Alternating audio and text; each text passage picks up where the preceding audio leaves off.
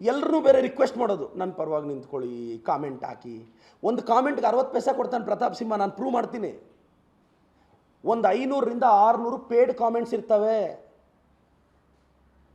ಗುರು ನಮಗಂತ ದರಿದ್ರ ಬಂದಿಲ್ಲ ಗುರು. ಜನ ನಮ್ಮನ್ನು ಬೈದರು ಬಯಸ್ಕೊತೀವಿ, ಹೊಗಳಿದ್ರು ಆರ್ಗ್ಯಾನಿಕ್ ಆಗಿರಬೇಕು ನಮ್ಮ ಬಗ್ಗೆ. ನಾನೇ ಕಾಮೆಂಟ್ಸ್ ಹಾಕ್ಸ್ಕೋಬೇಕು ಅಂತ ಡಿಸೈಡ್ ಮಾಡಿದ್ರೆ ನೀನು ಬೇಜಾರಾಗ್ಬಿಡ್ತೀಯ. ಬಟ್ ರಾಜಕಾರಣ ಅದಲ್ಲ. ನಿನಗೆ ರಾಜಕಾರಣದಲ್ಲಿ ಹೈಕೋರ್ಟ್ ಒಂದು ಮಾತು ಹೇಳಿದೆ, ದಪ್ಪ ಚರ್ಮ ಇರಬೇಕು ಅಂತ. ನಿನಗಿದೆಯಾ? ಯಾರಾದರೂ ಮಾತಾಡಿದ್ರೆ ಸ್ಟೇ ತರ್ತೀಯ. ನನ್ನ ಬಗ್ಗೆ ಹೋಗಿ ಡಿಫಮೇಷನ್ ಹಾಕಿದೆ. ಸರ್ ನನ್ನ ಮೇಲೆ ಡಿಫಮೇಷನ್ ಹಾಕಿದ್ದ, ನಾನು ಸ್ಟೇ ಮಾಡಿದ್ದೀನಿ. ಮೊನ್ನೆ ಹೈಕೋರ್ಟ್ ಕ್ವ್ಯಾಶ್ಗೆ ಹಾಕಿದ್ರೆ ಮೀಡಿಯೇಷನ್ಗೆ ಕಳಿಸಿದ್ರು.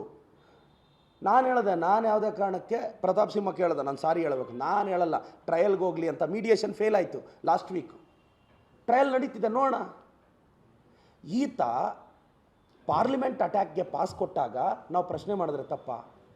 ಸಿದ್ದರಾಮಯ್ಯ ಸಾಹೇಬ್ರ ಬಗ್ಗೆ, ಸರ್ ಮುಸ್ಲಿಂ ಸಮುದಾಯದವ್ರಿಗೆ ಈ ದೇಶದಲ್ಲಿ ಗೌರವ ಇದೆ ಸರ್, ಇವ್ರು ಬಾಯಿಗೆ ಬಂದಂಗೆ ಬೈದರೆ ಯತ್ನಾಳವರು ಇವರೆಲ್ಲ RSS ಅಲ್ಲಿ ಕಲ್ತಿದ್ದೇನಾ?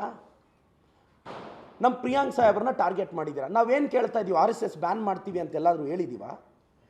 ಸರ್ಕಾರಿ ಶಾಲೆಯ ಪ್ರಿಮಿಸಿಸಲ್ಲಿ RSSನ ನಡೆಸಬೇಡಿ ಅಂದಿದ್ದೀವಿ. RSS ಎಲ್ಲ ಯಾವುದು ನಡ್ಸಕ್ಕೆ ಬಿಡಲ್ಲ.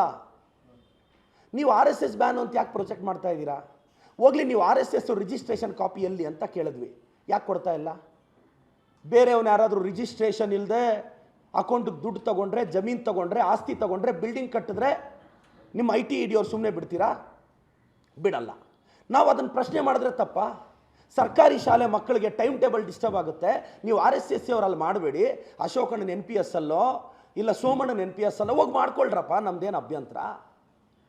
ಸೋಮಣ್ಣ ನಿಮ್ಮ NPS ಅಲ್ಲಿ ಜಾಗ ಕೊಡಿ, ಅಶೋಕಣ್ಣ ಉತ್ತರಹಳ್ಳಿಯರಲ್ಲಿ ನಿಮ್ಮ NPSಗೆ ಜಾಗ ಕೊಡಿ, ಬೇಡ ಅಂದವ್ರು ಯಾರು? ನಾವು ಹೇಳಿದ್ರೆ ನಮ್ಮ ಪ್ರಿಯಾಂಕ್ ಸಾಹೇಬ್ರ ಬಗ್ಗೆ ತೇಜೋವಧೆ ಮಾಡಿದ್ರಿ. ಇನ್ನು ಸೋಷಿಯಲ್ ಮೀಡಿಯಾದಲ್ಲಿ ಮಾನ್ಯ ಯತ್ನಾಳು, ಪ್ರತಾಪ್ ಸಿಂಹ ಅವರು ಆ ಫೇಕ್ ಕಾಮೆಂಟ್ಗಳ ಸುರಿಮಳೆ. ಅಲ್ಲಿ ನಮ್ಮ ತಾಯಿ ಬಗ್ಗೆನೂ ಕೇಳ್ತಾರೆ, ನಮ್ಮ ಮನೆಯವ್ರ ಬಗ್ಗೆನೂ ಕೇಳ್ತಾರೆ, ನಮ್ಮ ಬಗ್ಗೆನೂ ಕೇಳ್ತಾರೆ. RSS ಇದೇನ್ರಿ ನಿಮಗೆ ಕಲ್ಚರ್ ಕಲಿಸ್ಕೊಟ್ಟಿದ್ದು?